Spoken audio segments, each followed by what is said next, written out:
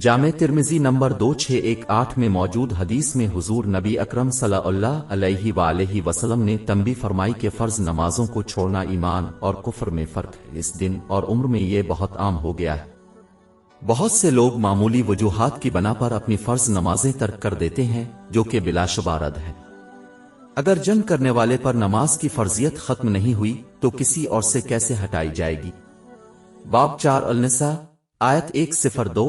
और ए पैगंबर, जब तुम उन मुजाहिदीन के लश्कर में हो और उनको नमाज पढ़ाने लगो तो चाहिए कि उनकी एक जमात तुम्हारे साथ मुसल्ला होकर खड़ी रहे। ना मुसाफिर और ना बीमार अपनी फर्ज नमाजों से मुस्तसन है। मुसाफिर को बाज फर्ज नमाजों में चक्रों की मिकदार को कम करने की तलकीन की गई है ताकि उन पर बोझ कम हो जाए, लेकिन वो उनकी अदायगी से मुस्तसन नहीं है। बाब 4 अल-निसा आयत 101। और जब तुम सफर को जाओ तो तुम पर कुछ गुनाह नहीं कि नमाज को कम करके पढ़ो। बीमारों को खुश्क वजू करने की तलकीन की गई है अगर पानी से राबता उन्हें नुकसान पहुंचाता है। बाब 5 अल-माद आयत 6। और अगर बीमार हो या सफर में हो या कोई तुम में से बैतुल खला से होकर आया हो या तुम औरतों से हम बिस्तर हुए हो और तुम्हें पानी न मिल सके तो पाक मट्टी लो और उससे मुंह और हाथों का मसा यानी तयम्मुम कर लो। इसके अलावा बीमार इस तरह नमाज पढ़ सकते हैं जो उनके लिए आसान हो, यानी अगर खड़े नहीं हो सकते तो बैठ सकते हैं और अगर बैठ नहीं सकते तो लेट कर नमाज पढ़ सकते हैं। इसकी तस्दीक जामे तिर्मिज़ी नंबर 372 में मौजूद हदीस से होती है। लेकिन एक बार फिर बीमार को मुकम्मल रियायत नहीं दी जाती जब तक कि कोई ज़हनी मरीज ना हो जो उसे नमाज की फर्जियत को समझने से रोकता हो। कितनी अजीब बात है कि उन गिनत मुसलमान जो अपनी फर्ज नमाजें छोड़ देते हैं या कभी कभार ही पढ़ते हैं, अल्लाह ताला से उनकी जरूरत के वक्त उनकी मदद की उम्मीद है। दूसरा बड़ा मसला यह है कि बाज मुसलमान अपनी नमाज में ताखीर करते हैं और वक्त से ज्यादा पढ़ते हैं। ये कुरान करीम से वाज़े तौर पर मुतसादिम है, क्योंकि मोमिनीन को अपनी फर्ज नमाजें वक्त पर अदा करने वाले के तौर पर बयान किया गया है। बाब 4 अल-निसा आयत 103। बेशक नमाज का मोमिनों पर औकात मुकर्ररा में अदा करना फर्ज है। बहुत से लोगों का ख्याल है कि कुरान करीम की दर्ज झेल आयत से मुराद वो लोग हैं जो अपनी फर्ज नमाजों में बिलावजा ताखीर करते हैं। तफसीर इब्न कसीर जल्द 10 सफ़ा 603-604 में इस पर बहस की गई है। बाब 107 अल-मौन आयत 4-5। तो ऐसे नमाजियों की खराबी है जो नमाज की तरफ से गाफिल रहते हैं। यहाँ अल्लाह ताला ने वाज़े तौर पर उन लोगों पर लानत फरमाई है जिन्होंने इस बुरी सिफत को इख्तियार किया है। अगर कोई अल्लाह की रहमत से दूर हो जाए तो इस दुनिया आखिरत में कामयाबी कैसे हासिल हो सकती है। हुजूर नबी अकरम सल्लल्लाहु अलैहि वसल्लम ने सुनन निसाई नंबर 512 में मौजूद एक हदीस में फरमाया कि फर्ज नमाज में बिला जरूरत ताखीर करना निफाक की अलामत है। कुरान करीम ने वाज़े किया है कि लोगों के जहन्नम में दाखिल होने की एक बड़ी वजह फर्ज नमाजों को कायम न करना है। बाब 74 अल-मुद्दस्सीर आयत 42-43। कि तुम दोज़ख में क्यों पड़े, वो जवाब देंगे कि हम नमाज नहीं पढ़ते थे।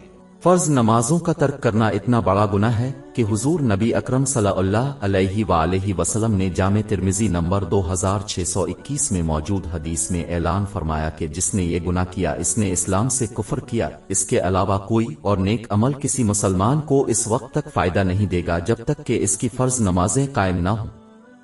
सही बुखारी नंबर 553 में मौजूद एक हदीस में वाज़े तौर पर तंबी की गई है कि अगर असर की फर्ज नमाज छूट जाए तो उसके नेक अमाल ज़ाये हो जाते हैं। अगर एक फर्ज नमाज के तर्क करने का यह हाल है तो क्या उन सब को छोड़ने की सजा का तसव्वुर किया जा सकता है। सही मुस्लिम नंबर 252 में मौजूद एक हदीस में फर्ज नमाजों को उनके सही औकात में पढ़ने को अल्लाह ताला के नजदीक महबूब तरीन अमाल में से एक होने की तलकीन की गई है। वक्त इनको मुकम्मल तौर पर ज़ाय करना अल्लाह ताला के नज़दीक सबसे ज़्यादा नापसंदीदा काम है। तमाम बुजुर्गों के लिए एक अहम फरीज़ा है कि वो अपने ज़ेर कफालत बच्चों को छोटी उम्र से ही फ़र्ज नमाज पढ़ने की तरगीब दें ताकि वो उन पर शरई तौर पर पाबंद होने से पहले ही इसे कायम कर ले। वो बालिग जो इसमें ताखीर करते हैं और बच्चों के बड़े होने तक इंतजार करते हैं इस इंतहाई अहम फरीज़े में नाकाम रहे। जिन बच्चों को सिर्फ फर्ज नमाज पढ़ने की तरगीब दी गई थी, जब ये उन पर फर्ज हो गई थी वो बहुत कम ही उन्हें जल्दी कायम करते थे। زیادہ تر معاملات میں اس اہم فرض کو صحیح طریقے سے نبھانے میں انہیں برسوں لگ جاتے ہیں، اور قصور خاندان کے بزرگوں پر، خاص طور پر والدین پر آتا ہے۔ یہی وجہ ہے کہ حضور نبی اکرم صلی اللہ علیہ وآلہ وسلم نے سنن ابو داؤد نمبر 495 میں موجود ایک حدیث میں یہ نصیحت کی ہے کہ خاندان سب سے زیادہ اپنے بچوں کو 7 سال کے ہونے پر فرض نماز پڑھنے کی ترغیب دیتے ہیں۔ ایک اور بڑا مسئلہ جس کا بہت سے مسلمانوں کو سامنا ہے وہ یہ ہے کہ وہ فرض نماز تو ادا کر سکتے ہیں لیکن صحیح طریقے سے ادا کرنے میں ناکام رہتے ہیں۔ مثال کے طور پر بہت سے لوگ نماز کے مراحل کو صحیح طریقے سے مکمل نہیں کر پاتے اور اس کے بجائے اس میں جلدی کرتے ہیں۔ در حقیقت صحیح بخاری نمبر 757 میں موجود ایک حدیث واضح طور پر تنبیہ کرتی ہے کہ اس طرح نماز پڑھنے والے نے بالکل نماز نہیں پڑھی، یعنی ان کا ذکر اس شخص کے طور پر نہیں ہے جس نے اپنی نماز پڑھی اور اس وجہ سے ان کی ذمہ داری پوری نہیں ہوئی۔ جامع ترمذی نمبر 265 میں موجود حدیث میں واضح طور پر تنبیہ کی گئی ہے کہ جو شخص نماز کے ہر مقام پر قائم نہیں رہتا اس کی دعا قبول نہیں ہوتی۔ حضور نبی اکرم صلی اللہ علیہ وآلہ وسلم نے نماز میں رکوع اور سجدہ نہ کرنے والے کو بدترین چور قرار دیا۔ موطا مالک کتاب نمبر 9 حدیث نمبر 75 میں موجود ایک حدیث میں اس بات کی تنبیہ کی گئی ہے۔ بدقسمتی سے بہت سے مسلمان جنہوں نے کئی دہائیاں فرض اور اس جیسی بہت سی نفلی نمازیں ادا کی ہیں، ان میں سے کسی نے بھی گنتی نہیں کی ہے اور اس طرح ان کا شمار کیا جائے گا۔ اس کے ساتھ ایسا سلوک کیا جاتا ہے جس نے اپنی ذمہ داری پوری نہیں کی۔ اس کی تصدیق سنن نسائی نمبر 1313 میں موجود حدیث سے ہوتی ہے۔ قرآن پاک عام طور پر مسجد میں جماعت کے ساتھ فرض نماز ادا کرنے کی اہمیت کی طرف اشارہ کرتا ہے۔ باب 2 البقرہ آیت 43 اور خدا کے آگے جھکنے والوں کے ساتھ جھکا کرو۔ در حقیقت اس آیت اور نبی کریم صلی اللہ علیہ وسلم کی احادیث کی بنا پر بعض معتبر علماء نے اس کو مسلمان مردوں پر واجب قرار دیا ہے۔ مثال کے طور پر سنن ابو داؤد نمبر 550 میں موجود ایک حدیث میں واضح طور پر تنبیہ کی گئی ہے کہ جو مسلمان اپنی فرض نماز مسجد میں باجماعت ادا نہیں کرتے تھے، صحابہ کرام رضی اللہ عنہم ان کو منافق سمجھتے تھے۔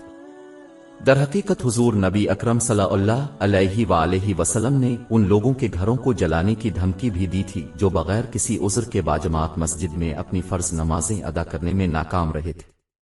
اس کی تصدیق صحیح مسلم نمبر 1482 میں موجود ایک حدیث سے ہوتی ہے۔